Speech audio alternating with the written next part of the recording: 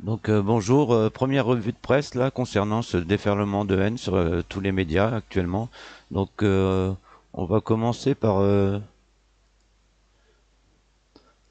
Elisabeth Lévy par exemple, qui bon elle se la- Contraindre toute la population elle se adulte lâche parce que on accepte toutes sortes de contraintes au nom des du contrat contraintes, elle parle que de social et c'est tout contraintes. à fait légitime. Il y en a qui sont moins légitimes. À mon avis, le claquemurage général de la population était moins légitime. J'ai beaucoup de mal à comprendre pourquoi là, Bah je veux parce dire, que on se certains soucie. Bah, certains certains, oui, il y a aussi, il y a certains qui détestent toutes sortes de choses, si vous voulez. Il y a ouais. toujours des minorités qui ne sont pas d'accord. On contraint toujours. Si vous voulez, pour beaucoup de choses, on On contraint les contraint. Français, on contraint les citoyens. On contraint quoi la selon elle en fait Macron il est pas assez dur encore. Il faut contraindre les gens, rendre la vaccination obligatoire. Parquer les gens, confiner les gens qui sont pas malades, qui machin et compagnie. Elle est pas bien, hein. Cette dame-là, on la voit partout dans les médias. C'est sur Sud Radio, LCI aussi, je crois, ou les grandes gueules. Et puis, en fait, là, je sais plus comment il s'appelle, le monsieur, là, il lui fait à peine opposition. En fait, elle raconte des énormités, et puis lui, il s'exprime calmement, il répond calmement, comme si c'était quelque chose d'anodin.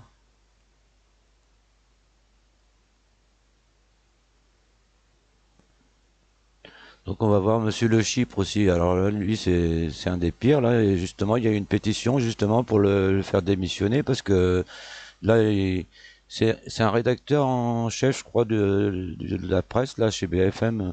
Mais il raconte n'importe quoi, c'est un malade. Dans une course contre la montre entre la vaccination et l'épidémie. Or, première chose, on ne manque plus de doses. On en avait 3 millions par semaine en mai, on en a maintenant 4 millions par semaine en juin. Il y a des centaines de milliers de créneaux de vaccination libres parce que, en plus, Mais c'est la surtout à la vaccination fin, continue. surtout Alors, à la fin, beaucoup il se lâche d'entre vous complètement, quoi. pensent Je que vais ça va mettre la être fin. facile de faire vacciner. Ils sont de plus en plus irréductibles au fil des jours, avec des arguments de plus en plus nuls. Et j'espère que ceux qu'on aura aujourd'hui, ils auront un peu plus de biscuits que C'est ses c'est arguments à pas lui 15 qui ans que sont ça va nuls. donner, etc. Moi, je les attends là. Appelez, Ok, appelez, il a envie d'en téléphonez, découdre. téléphonez, et on vous vaccinera de force. Moi, je Nous-mêmes. vous ferai Nous-mêmes. emmener par 2 policiers au centre de vaccination. Parfaitement. De force. J'espère que t'es pas sérieuse Il aussi. devient pas Bah, il est pas sérieux. Je pense qu'il est sérieux, c'est ça le problème. Il est fou, quoi. Il est dingue.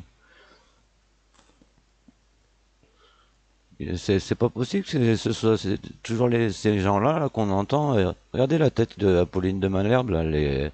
C'est des haineux, ces gens-là, quoi. Question à tous les deux. Johan, vous qui êtes infirmier et vous, docteur Duquesnel, est-ce qu'au fond, il ne serait pas plus simple à un moment d'assumer et de se dire, voilà, s'il y a un vrai danger, eh ben, on le rend obligatoire? Ah, mais moi, je suis complètement d'accord.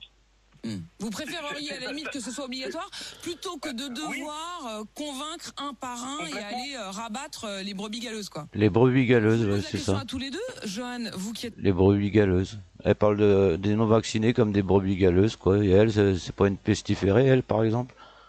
Bon, faut arrêter, quoi. Et puis c'est nous qui vont bloquer la parole, quoi. Ils bloquent pas, ils laissent parler ces gens-là, raconter des horreurs, et puis et nous. Alors Thomas Porcher maintenant, Thomas Porcher, et puis l'autre là qui est à sa droite là, il dit des trucs affreux aussi lui souvent sur les grandes gueules, là. Je suis d'accord avec le fait qu'il faille rendre la vie des non-vaccinés beaucoup plus difficile pour les inciter à se faire vacciner. Si les mecs n'ont pas compris qu'ils doivent se faire vacciner aujourd'hui alors qu'on a des vaccins gratuits, on a les doses aujourd'hui et qu'ils ne veulent pas se faire vacciner parce que X, Y raison dans leur tête ou ce qu'ils ont vu, lu sur les réseaux sociaux, bah, il faut un moment que les mecs... on est en pandémie, hein. Là, c'est pas, on parle pas d'une petite grippette, hein. Ça fait 2 ans qu'on est à la cave, donc les mecs, il faut qu'ils se fassent vacciner là. Donc il faut rendre leur vie difficile. Il faut rendre leur vie difficile. Je retiens une expression de Thomas Porcher, là. Tu as dit, ceux qui ne veulent pas se faire vacciner, il faut leur rendre la vie difficile. Ils veulent nous pourrir la vie, quoi. Ils trouvent ça légitime de pourrir la vie des non-vaccinés en les rendant responsables de tout ce qu'ils ont vécu là depuis 1 an et demi. Et ils vont nous pourrir, ils vont tous se foutre contre nous là, les non-vaccinés, puis nous rendre responsables de tous les maux de la terre entière, hein. Donc, je vais terminer par un aspect plus positif, quoi, parce que avec Philippot, c'est un des seuls politiques qui dénonce cette dictature actuellement là des médias là. Cette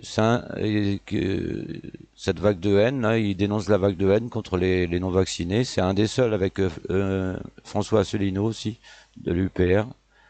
Donc là, il a eu une intervention intéressante, quoi, au moins intelligente, parce que sinon, tout est dans le même sens, hein, dans les médias, tout va dans le même sens. Je suis contre l'obligation. On a d'ailleurs lancé une pétition. Mais qu'un journaliste sur l'antenne, journaliste sérieux, journaliste économique, journaliste reconnu, se permette de dire des choses comme ça.